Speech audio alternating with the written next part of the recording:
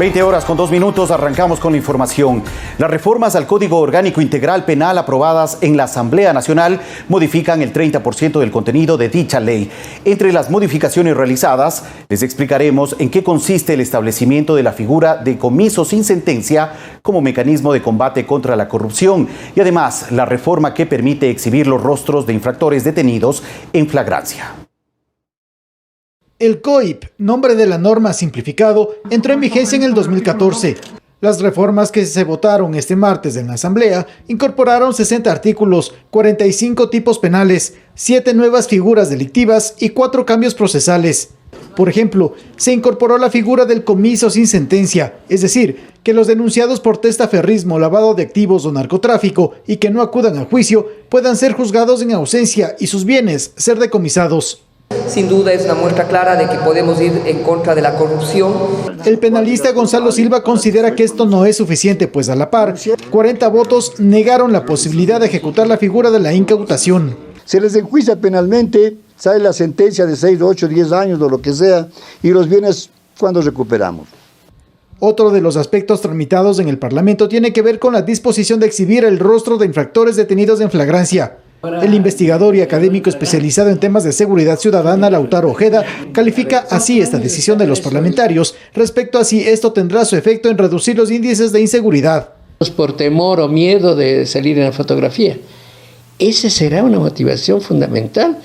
Y se pregunta lo siguiente: ¿quién ordena que se publique esa fotografía? El especialista en temas penales complementa aquello planteando que la infracción cometida rompe automáticamente con el principio de inocencia. Los derechos de protección son diferentes a los derechos humanos que son violados por los agresores. Las reformas al Código Orgánico Integral Penal no están en vigencia todavía. Será el presidente Moreno quien determine si veta parcial o totalmente lo resuelto por la Asamblea o dispone su publicación en el registro oficial para que estos cambios puedan ser aplicados a futuro, pues la ley no es retroactiva. Javier Ceballos, Medios Públicos. Los asambleístas que votaron a favor de la despenalización del aborto por violación señalaron que no se dio paso a las reformas por intereses políticos, mientras que quienes votaron en contra se ratificaron en su decisión que permite que continúe la judicialización de las mujeres que aborten luego de una agresión sexual. Hasta antes de la sesión del Pleno, todo indicaba que existían los votos necesarios para la aprobación de la despenalización del aborto en caso de violación. Sin embargo, solo se alcanzaron 65 de los 70 votos necesarios para su aprobación. La asambleísta Ana Belén Marín precisó que se malinterpretó la modificación que se iba a realizar al artículo 150. Ni siquiera esta ley tenía la obligación. No, te violaron, entonces tienes que ir a abortar. Falso. Lo que se tenía era la propuesta de la opción que la mujer pueda decidir.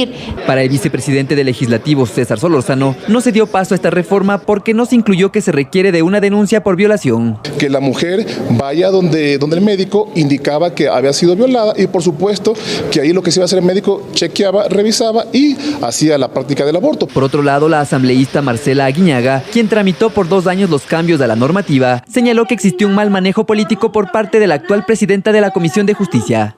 En manejo político tú no puedes adelantar una votación, porque nada está dicho hasta el mismo momento de la votación.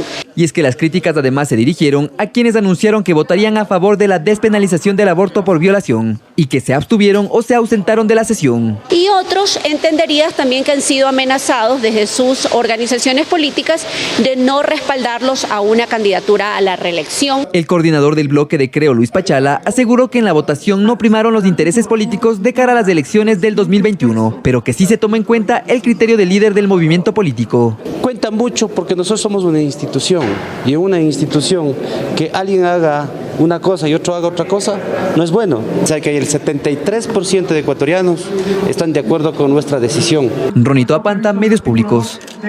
Mientras tanto, colectivos feministas piden que el presidente de la República vete lo aprobado por la Asamblea Nacional sobre la judicialización del aborto por violación. Aseguran que no criminalizar el aborto en estos casos permitirá reparar de forma integral a 3.000 niñas que quedan embarazadas cada año tras ser abusadas sexualmente.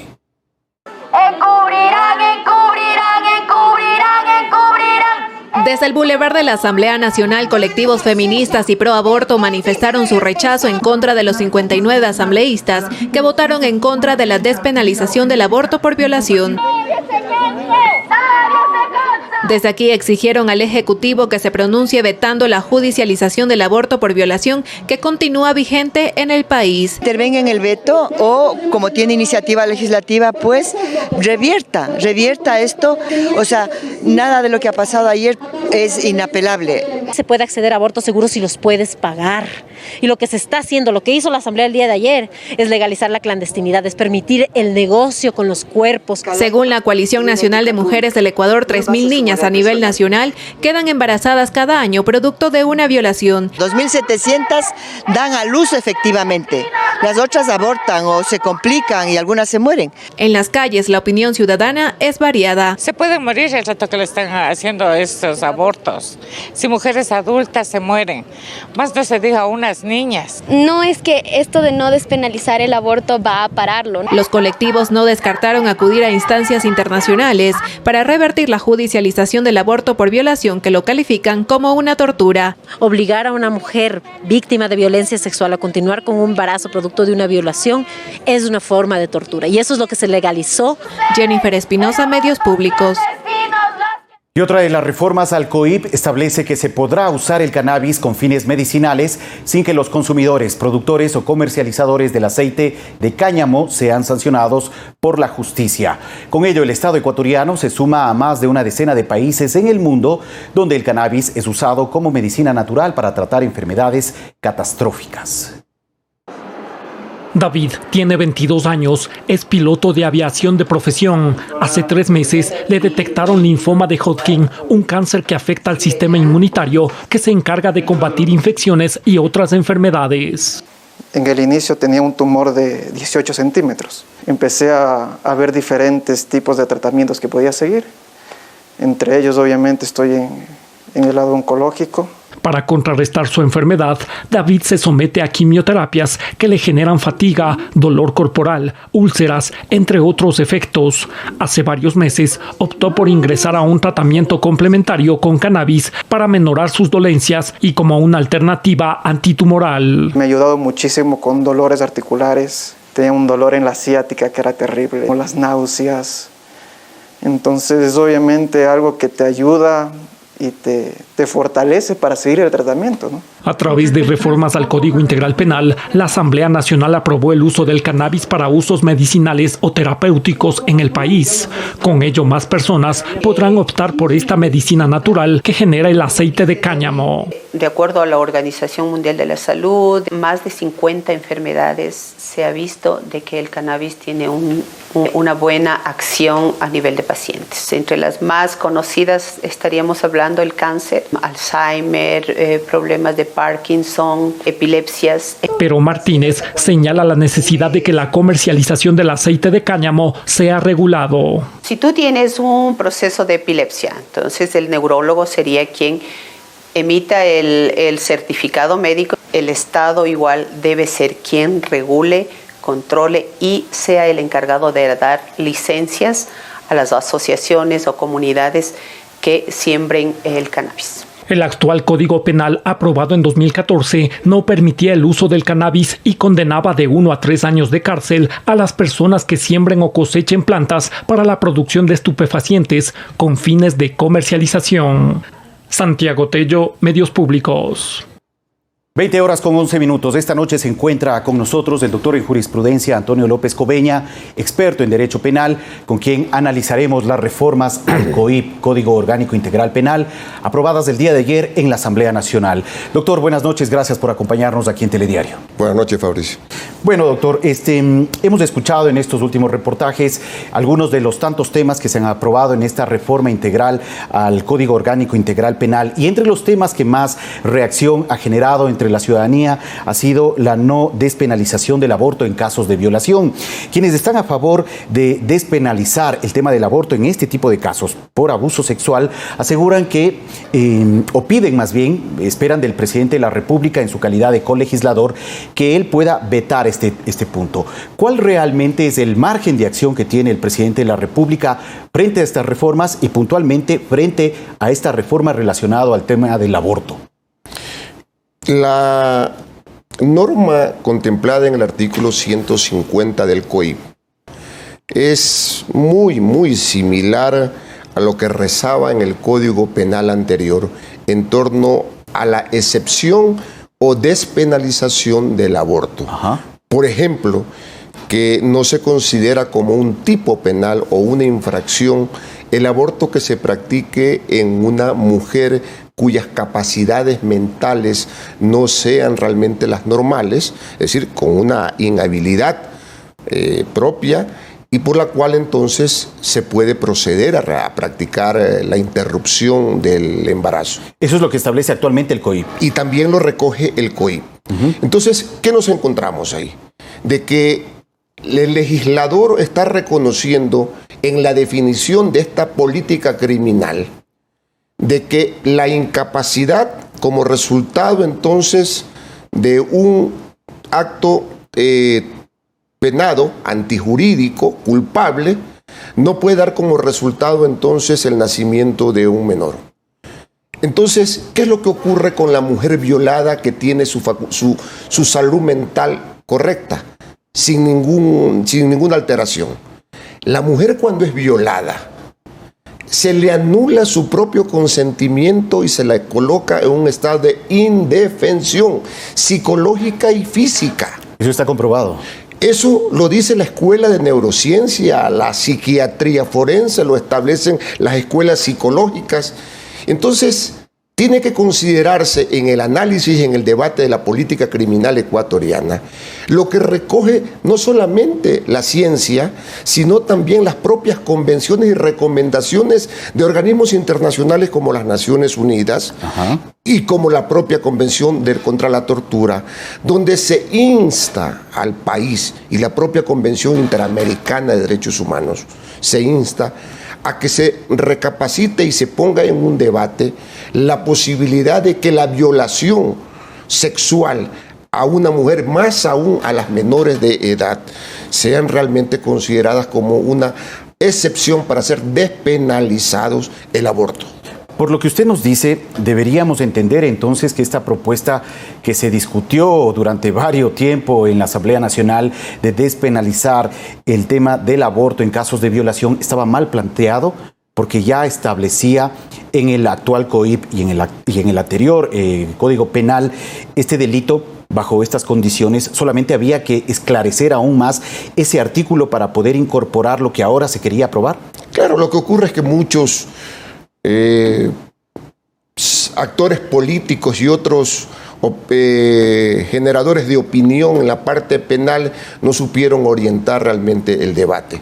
Porque, por ejemplo, una corriente que es pro vida, ¿por qué no reclama entonces la vida cuando está por nacer en el vientre de una mujer discapacitada mentalmente? ¿Es o no es vida? ¿O hacemos una diferenciación de la vida si vale cuando está en una persona con su salud mental normal? Pero la vida no vale cuando está por nacer en una persona que sufre, por ejemplo, un síndrome cromosomático y que le impide tener sus facultades mentales en normalidad. El principio de la vida es único, no puede ser divisible. Para un caso sí vale y para el otro no. Entonces, la ley también tiene que aplicar un principio de igualdad en cuanto a la afectación del consentimiento, a la afectación de la aceptación y a la violencia con la que se actúa sobre la víctima, que es la mujer. Y sobre eso es lo que tenía que generarse el debate y recogerlo ahora a través de su veto el presidente de la República. Considerar que la anulación de la capacidad psicológica, psiquiátrica de la víctima, no solamente en la condición física, sino también en su facultad de decidir y defenderse. ¿Qué ocurre con las niñas?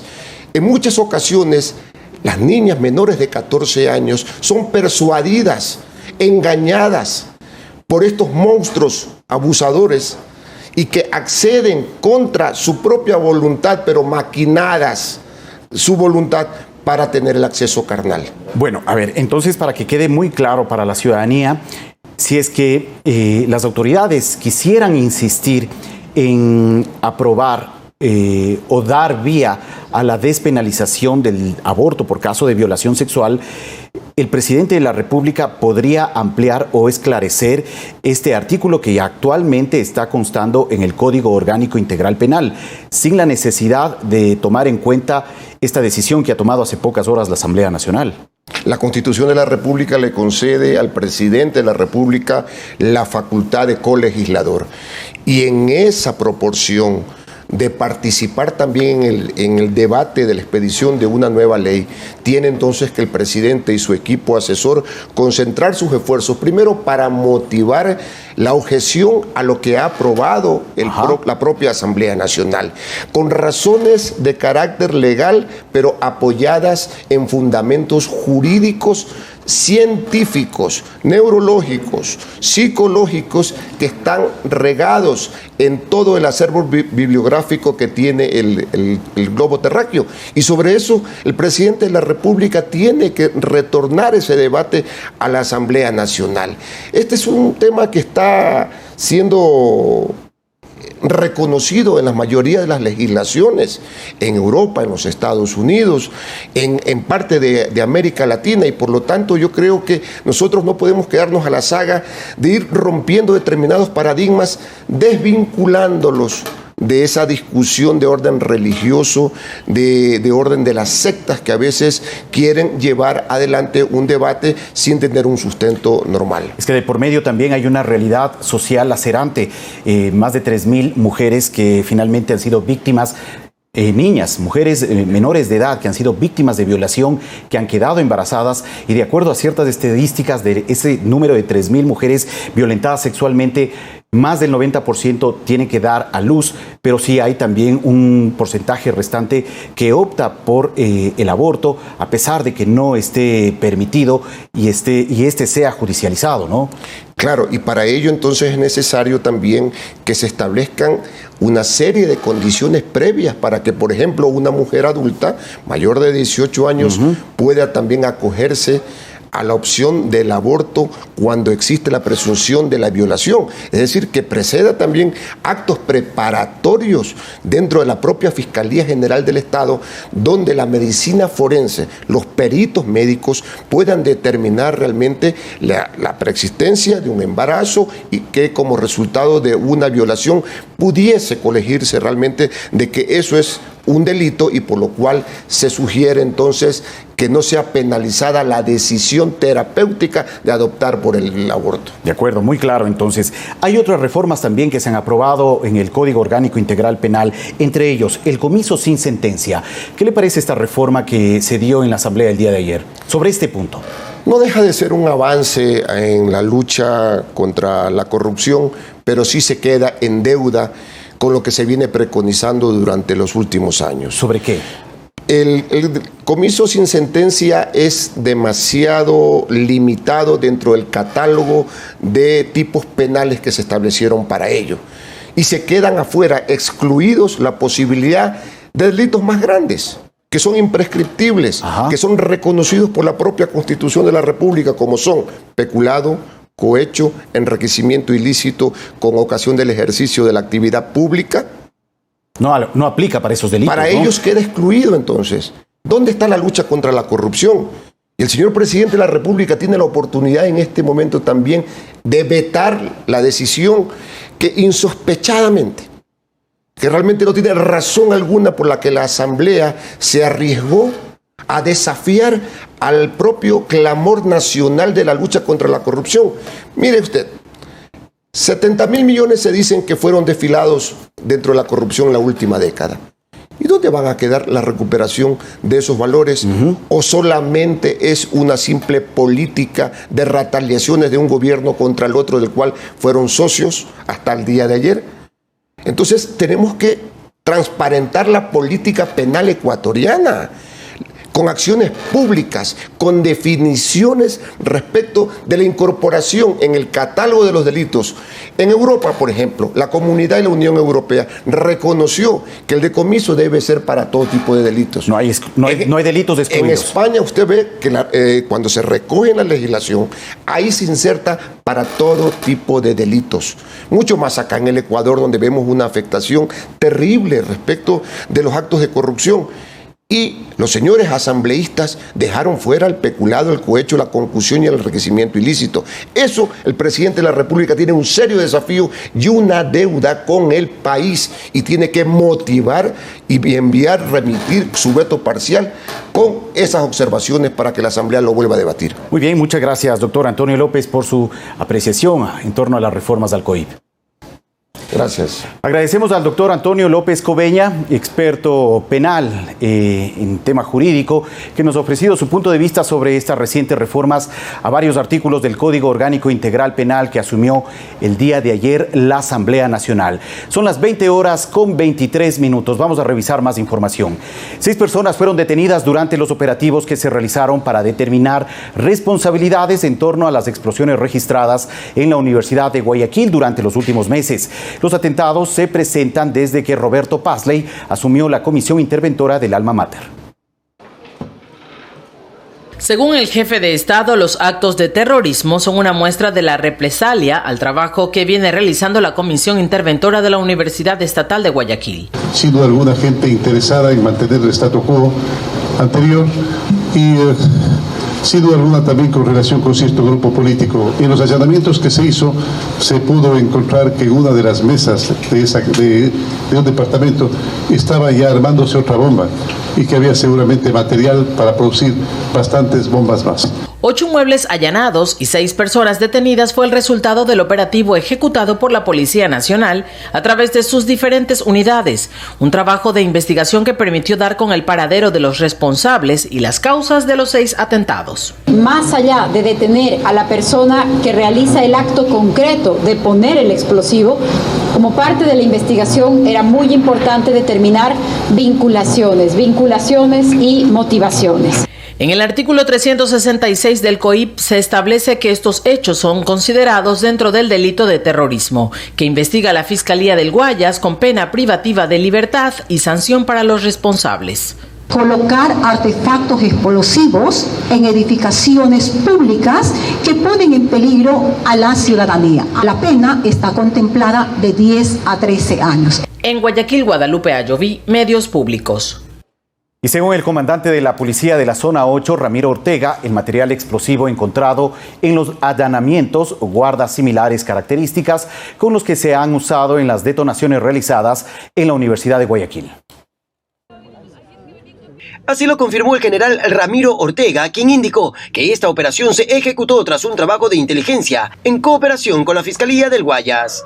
Hay material explosivo de diversa índole que son objetos utilizados para preparar estos artefactos explosivos. El proceso de investigación nos va a permitir establecer cuál es el nivel de participación. Esta versión fue rechazada por Edgar Cedeño, abogado de uno de los detenidos, Daniel C., quien confirmó que su cliente fue estudiante de dicha universidad, pero que actualmente no tiene ninguna relación con el centro de estudios. Tenemos ya un acta que indica que no se ha encontrado absolutamente nada más que un celular y 2 agendas. Sí fue estudiante de la universidad, pero hace muchos años está alejado y yo he hablado con él y él me ha manifestado que obviamente no tiene ninguna situación que haya estado vinculado. Según el rector de la universidad, de acuerdo a las investigaciones, existen incluso ciertos profesores involucrados. Añade que se trata de grupos de poder que se oponen al cambio en la institución. Dentro de ellos hay ex estudiantes que han pasado por determinadas facultades, hay otros que dicen que hay profesores de medicina. Quienes denigran a la universidad son los delincuentes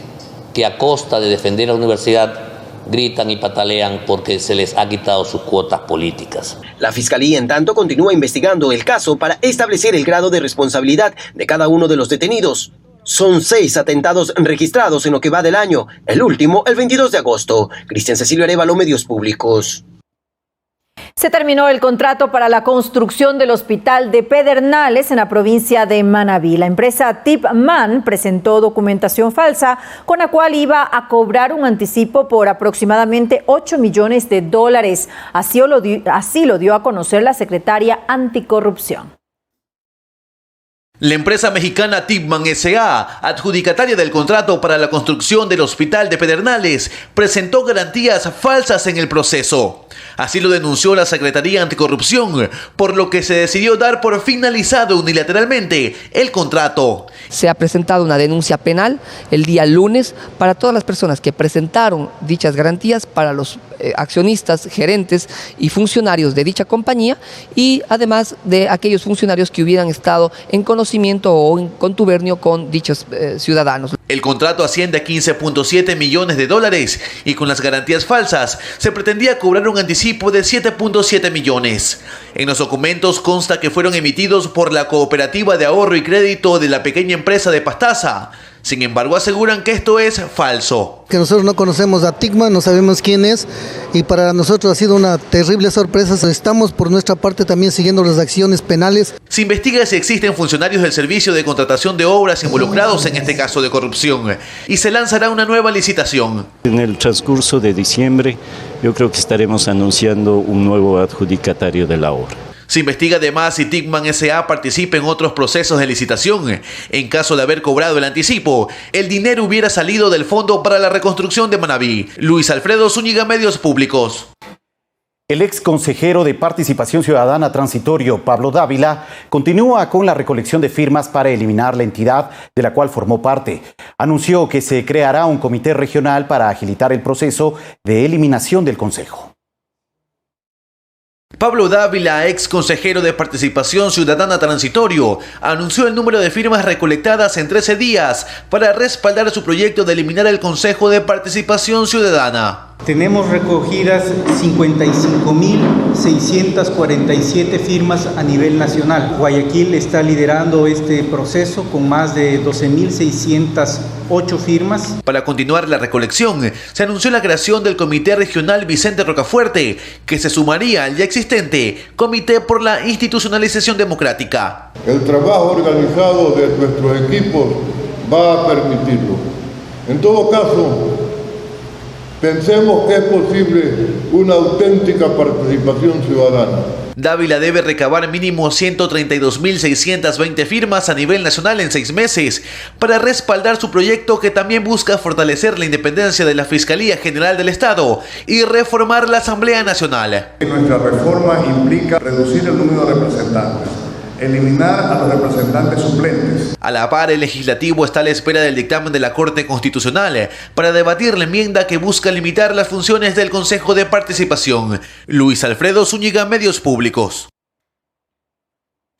El exsecretario jurídico de la presidencia, Alexis Mera, seguirá con arresto domiciliario. La jueza Daniela Camacho negó el pedido de revisión de medidas. La Fiscalía y Procuraduría argumentaron que la situación jurídica del procesado se agravó. El ex hombre fuerte del correísmo Alexis Mera seguirá con arresto domiciliario, grillete electrónico y prohibición de salida del país. Es procesado por el caso Sobornos 2012-2016 por delitos de cohecho, tráfico de influencias y asociación ilícita. La defensa de Mera prefirió no dar declaraciones sobre la decisión de la jueza Daniela Camacho, pero sustentó el pedido de revisión de medidas con un certificado para justificar el arraigo laboral del imputado. Llega a decir la defensa, esto es un delito que es imprescriptible y que ni siquiera se necesita la presencia del imputado, lo que nos hace sugerir de que justamente lo que hemos dicho hoy en la audiencia, de que ni siquiera habría la seguridad de la comparecencia del procesado. La magistrada acogió el pedido de la Fiscalía. Su titular, Diana Salazar, dijo que Alexis Mera era el único de los 26 procesados que goza de arresto domiciliario y que ahí pudo celebrar su fiesta de cumpleaños, que no está imposibilitado de ejercer sus actividades profesionales y que existió una alerta de fuga en junio pasado. La señora fiscal general ha dicho inclusive que la medida cautelar que tiene el señor Alexis Mera no le prohíbe pensar, no le impide ejercer su pensamiento y, en este caso, en virtud de ello, poder seguir defendiéndose no solamente él, sino otros procesados. Mientras que la Procuraduría, como acusador particular, precisó que es necesaria la comparecencia de Mera en una posible audiencia de juicio y que además la situación jurídica, lejos de desvanecerse, se ha agravado. La jueza Daniela Camacho también negó la revisión de medidas al empresario Mateo Choi, prófugo de la justicia, que según su abogada está en Corea. Valeria Villarroel, Medios Públicos. Existe retraso en el envío de las reformas laborales, tributarias y monetarias a la Asamblea Nacional para su tratamiento ante los problemas de la Comisión de los Trabajadores. Se analiza la posibilidad de que el proyecto sea tratado por la Mesa de Régimen Económico, mientras el ministro de Trabajo aseguró que no se precarizará el empleo. Hasta mediados de este mes se esperaba que el Ejecutivo envíe a la Asamblea Nacional las reformas a las leyes relacionadas con los ámbitos laboral, tributario y monetario. Sin embargo, el proyecto todavía no ha llegado. El ministro de Trabajo, Andrés Madero, aseguró que se espera llegar a algunos consensos. Consensuar con todos los sectores para que tengan conocimiento pleno. No se va a eliminar el tema de la jubilación patronal. Son reformas y mecanismos para dinamizar el empleo. Adicional al retraso del Ejecutivo, existe otro inconveniente, y es que la Comisión de los Trabajadores no sesiona desde su conformación hace 4 meses. Según el legislador Fausto Terán, primero se deben superar estos problemas para poder tratar un cambio a la normativa que regula el trabajo. Que con eso podría ya el Ejecutivo enviar, más o menos en 15 días vendrán ya algunas reformas urgentes. Por lo cual el primer vicepresidente de la Asamblea Nacional, César Solórzano, aseguró que se plantea que la Comisión de Régimen Económico sea la que tramite las reformas. Lo que va a enviar el presidente va a tener varios aspectos, no solamente el tema laboral, sino también el tema económico.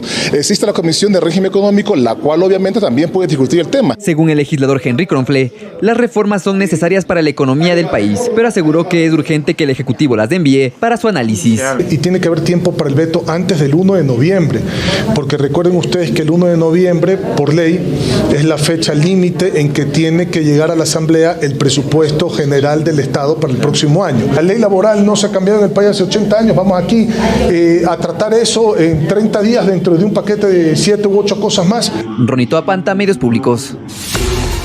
Gracias por continuar con nosotros. Les recordamos que pueden seguirnos en Facebook y Twitter como Telediario S. Y también a través de nuestra página web www.ecuadortv.es.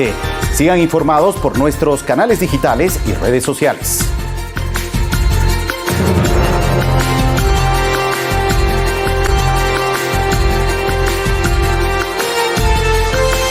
La salida de Ecuador de la Unión de Naciones Sudamericanas no tendría consecuencias para nuestro país. Desde la academia se cuestiona la falta de respuesta por parte del organismo a la crisis de la región.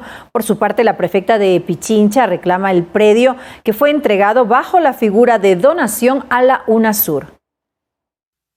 Al menos 6 meses le tomará a Ecuador salir de la Unión de Naciones Suramericanas UNASUR, de acuerdo con el tratado que rige a la alianza, que fue creada en 2008. Pero ¿cuáles son las consecuencias de dar un paso al costado? No ha existido ningún tipo de beneficio en términos de la construcción de este gran diálogo sur-sur que se había planteado y con lo cual se recrea o se ensaya la creación de este régimen internacional. Mientras esto pasa, por ejemplo, temas como los de la visa o UNASUR, por la cual muchos ciudadanos están ingresando al Ecuador, todavía lo podrían seguir utilizando. Santiago Orbe asegura que alrededor de esta alianza regional primó la ideología política y que en los momentos de crisis no existió una respuesta. Fue ineficiente a la hora de la crisis de Venezuela, fue ineficiente a la hora de la crisis de los refugiados, de la crisis colombo-venezolana, de la crisis ecuatoriana. 7 de los 12 países miembros de UNASUR han salido. El organismo está en acefalía. Todos los aportes que se dio, no solo a la infraestructura, sino a la burocracia y a todo lo que conllevó esta parafernalia, son dineros que nunca serán revertidos a los contribuyentes ecuatorianos. La sede de UNASUR, en la mitad del mundo, que costó $43.5 millones, que fue ofrecida por el jefe de Estado para la edificación de un centro de universidades indígenas, ahora es reclamada por la prefecta de Pichincha. Iniciaremos el proceso de reversión de la donación, que además es una figura pública que existe. Sin embargo, no existe al parecer un marco jurídico que defina la forma de revertir el terreno. Ningún organismo quisiera estar trabajando en un país que le está exigiendo se le devuelva una sede. Ahora, hay que entender que todavía existen Estados miembros y por lo tanto la decisión no es tan fácil. El fin de UNASUR plantea más interrogantes que respuestas. Por ejemplo, ¿cuál será el organismo regional que permita fortalecer el comercio? Valeria Villarroel, Medios Públicos. Y con el objetivo de impulsar el crecimiento económico y la protección de los derechos humanos en las provincias de Esmeraldas, Carchi, Imbabura y Sucumbíos, se lanzó en Lago Agrio el programa Frontera Norte, Territorio de Desarrollo y Paz. Esta celebración se la realizó con la presencia del vicepresidente de la República, Otto Sonnenhösner. Durante el evento se informó que alrededor de 28 millones de dólares destinará la Unión Europea para impulsar este programa, que tendrá varios ejes de acción que permitirán afrontar la crisis migratoria proveniente de Venezuela. Los fondos originarios de 28 países integrantes de la Unión Europea serán invertidos en iniciativas para la inserción laboral de jóvenes en situación de vulnerabilidad. Otra de las estrategias se enfocará en actividades de información y campañas para fortalecer la cultura de paz y la oferta financiera adaptada a las necesidades de los productores de este punto del país. Y en otra información, la concentración deportiva de Pichincha separó con visto bueno al personal administrativo que actuó con negligencia en el proceso de cloración de la piscina de Miraflores en Quito, en la que 4 deportistas resultaron intoxicados. El juicio en contra de los responsables seguirá en marcha y se espera que en 30 días se determinen las responsabilidades penales. El 26 de agosto, mientras entrenaban para participar en los Juegos Nacionales de Cuenca, 4 deportistas de la concentración deportiva de Pichincha sufrieron intoxicación con cloro en la piscina de Miraflores en Quito. Autoridades de la institución confirmaron este miércoles que existió negligencia en la administración de la piscina e informaron que el personal responsable ya fue separado. Tuvimos comité obrero patronal para el visto bueno del administrador. Lamentablemente debo decir que no hemos encontrado respuesta en el comité de empresa, por tanto vamos a proceder de oficio, porque un caso de estos no puede ser defendido por ningún derecho laboral. No hemos recibido ni siquiera una disculpa por parte del comité de empresa ni el contrato colectivo de la concentración. No es posible que el señor sea defendido por señores representantes de ese comité. Si es que no les castigan por la parte laboral, de todas maneras la parte judicial lo va a hacer, porque nosotros no vamos a parar del juicio penal que tenemos sobre ellos. Respecto a la salud de los niños, las autoridades informaron que 3 nadadores ya recibieron el alta médica. El caso más grave es el del nadador Isaac Abad, que continúa con su recuperación en Estados Unidos. Con el apoyo del gobierno nacional, viajó a Estados Unidos, a Texas, a un hospital en que se desarrollará al menos unos 6 meses un proceso de recuperación. También se informó cambios en la administración de todas las piscinas de la concentración deportiva de Pichincha, que en anteriores administraciones se convirtieron en centros para cursos vacacionales. Hemos iniciado un proceso ya de reingeniería total en las piscinas. En Miraflores aspiramos a reabrirla no más de 10 días desde el momento en que la Fiscalía nos permite entrar. Nosotros vamos a exigir como padres de familia que nos nombren veedores oficiales de los procesos que manejen. Santiago Tello, Medios Públicos.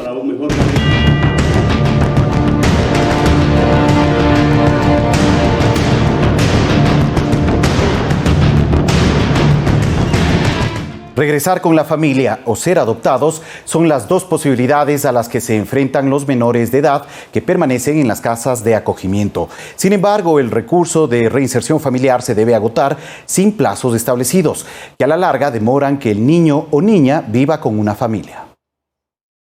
En Ecuador, 6 de cada 10 niños y niñas sufren de maltrato y esa precisamente es una de las razones por las que son retirados de sus familias. Sin embargo, mientras los menores permanecen en centros de acogimiento, se intenta reunificar a la familia tras varios procesos que incluye asistencia psicológica. Muchos de los niños se demoran entre 1 a 2 años para poder regresar donde sus familias. Pero esto no siempre funciona. Porque estamos hablando de temas de un maltrato bastante fuerte, de un abandono, de temas de abuso sexual, de temas de consumo, que no se pueden superar o mejorar a la brevedad posible. Cuando esto sucede y tras procesos legales en los que un juez tiene que dar su veredicto, los padres biológicos pierden la patria potestad. Entonces y solo entonces puede ser declarado en adoptabilidad. Actualmente 224 niños, niñas y adolescentes tienen declaratoria de adoptabilidad en el país. Con un pasado a cuestas y un futuro esperanzador, los menores se enfrentan a nuevas etapas, asignación familiar y emparentamiento. Jennifer Espinosa, Medios Públicos. La leche y el suero de leche son distintos en su composición nutricional de proteínas. Por lo tanto, expertos sostienen que es importante que los consumidores diferencien y distingan sus componentes antes de comprarlos. El docente de agroindustrial de la Universidad de las Américas, Pablo Cueva, afirmó que la leche tiene un alto valor nutricional.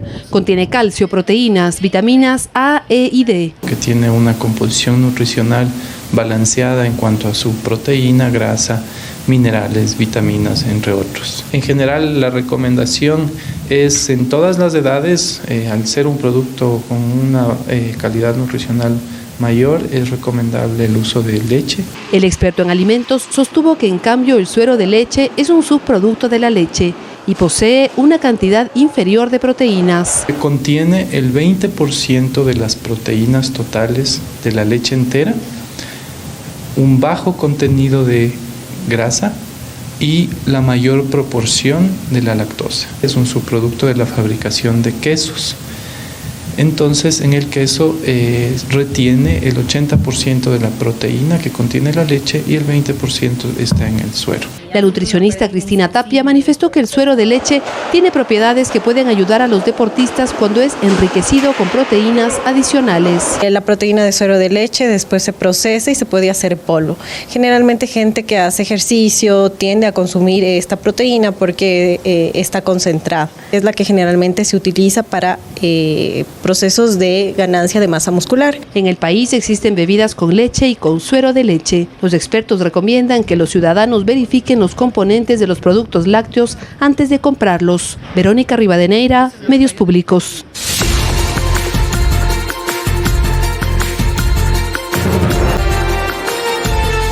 El bambú es un recurso natural crucial para combatir el cambio climático y una excelente alternativa para fomentar la construcción sostenible y para sustituir al plástico. En octubre, Ecuador será sede del mayor simposio de bambú del mundo para incentivar su desarrollo.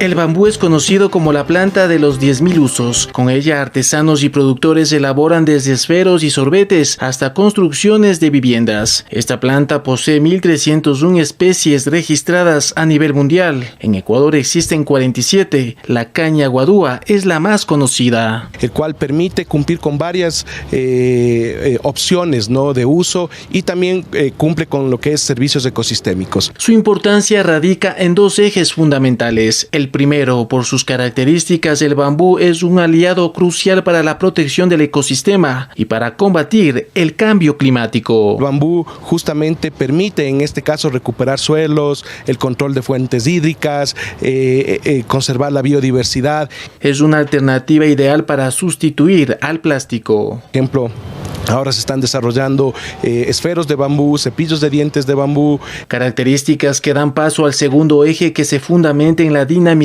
de la economía verde por los 10.000 usos que se le puede dar al bambú. En este caso para proveer para la construcción, ¿no?, o para el tema de artesanías. En este sentido, desde el 22 al 25 de octubre, Ecuador organizará el 6º Simposio Internacional del Bambú con la finalidad de incentivar su desarrollo. Como justamente el bambú permite combatir, en este caso, la pobreza, ¿no? Cómo el bambú puede ser una herramienta importante para la generación de ingresos de las zonas rurales que tenemos aquí en el país. Juan Carlos Figueroa, Medios Públicos. La cultura de Perú, México y China se incorpora en la 4ª edición del Festival Internacional de Artes Vivas en Loja. Las postulaciones para aquellos artistas que deseen participar ya se encuentran abiertas. Representaciones teatrales, danza, música y más artes plásticas y escénicas formarán parte de la 4ª edición del Festival Internacional de Artes Vivas en Loja, que se celebrará del 15 al 24 de noviembre de 2019. Estoy convencido de que esta nueva edición va a seguir siendo una celebración, va a seguir siendo la fiesta que festival supone. Este año, el mayor encuentro cultural del país conjugará el talento ecuatoriano con las delegaciones de Perú, que traerán música y danzas tradicionales, y con la historia y cultura mexicana en una amplia exposición fotográfica de Frida Kahlo y Diego Rivera. La oferta de vuelos hacia Loja se incrementará con la llegada de la aerolínea aerorregional y China, a través de la empresa Huawei, implementará puntos de conectividad y tecnología en varios lugares de la ciudad y prepara su participación en la siguiente edición del festival. Dicho gesto ha sido un alto reconocimiento de nuestro hermano país Ecuador a la civilización china y será una ocasión más para presentar la cultura milenaria de mi país y en esta famosa actividad cultural. Todos los artistas, a título personal o en colectivo, pueden ser parte de este festival. Para ello deben presentar su postulación en la página oficial del evento, www.festivaldeloja.com, hasta el 1 de octubre de este año. El Festival de las Artes Vivas, más tuyo que nunca, los espera. Coralía Pérez, Medios Públicos.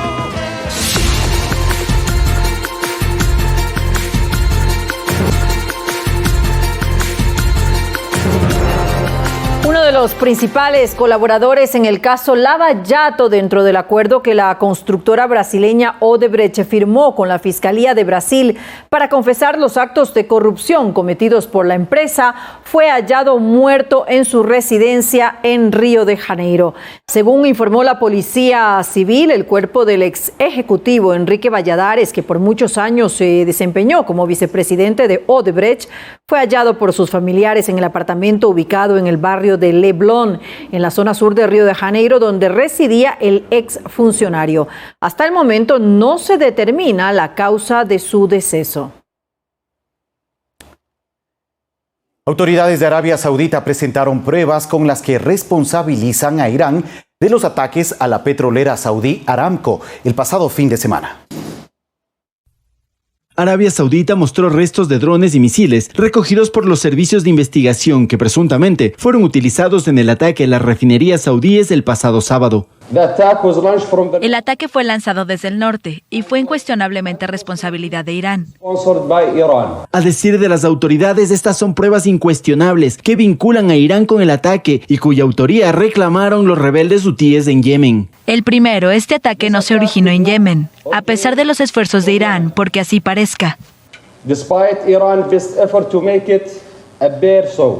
Aunque continúan las investigaciones para determinar el punto exacto del despliegue de los drones, desde el Ministerio de Defensa saudí aseguran que el ataque fue lanzado desde el norte, por lo que no dudan de la participación de Irán y descartan que la agresión haya sido dirigida desde Yemen. Paco Urbina, Medios Públicos. Gracias también, María del Carmen. Estamos cerrando esta entrega informativa. Así es, con esto finalizamos. Como siempre, gracias por habernos acompañado en Telediario Estelar. Que disfruten de una agradable noche.